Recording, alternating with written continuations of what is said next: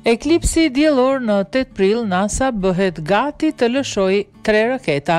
NASA ka vendosur të lëshojë 3 raketa në 8 prill, datë e cila përkon edhe me eklipsin e plot diellor.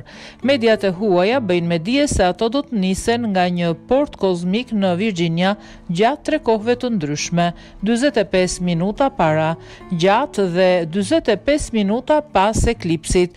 Ky projekt synon të matë problematikat në ionosferën e tokës që krijohen kur hëna eklipson përkohësisht diellin.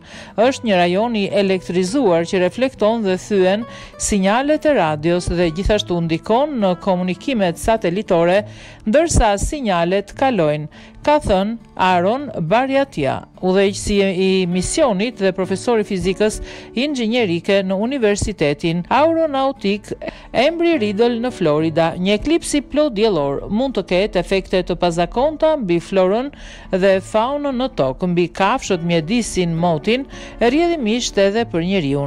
Ekspertët këshillojnë se gjatë procesit të një eklipsi asnjëherë nuk duhet ta shohim drejt për drejt rrezatimin. Për këtë duhen një palë syze dhe ato do të ishin të domosdoshme. Pashtu mund të vëzhgojmë diellin me teleskop, dylpi ose kamera që ka një filtr të veçantë diellor në pjesën e përparme, i cili vepron në të njëjtën mënyrë si syzet e eklipsit. Kjo gjë mund të shkaktojë dëmtim të madh për syt ndërsa kalojmë nga dita në natë, pasi zgjat vetëm 20 ose 30 minuta, ka thënë doktor Nicole Baic, ose okulist në klinikën e Cleveland. Gjatë një eklipsi total, dita kthehet në natë brenda pak minutash dhe është një kohë shumë e shkurtër për t'u përshtatur nga syri i njeriut.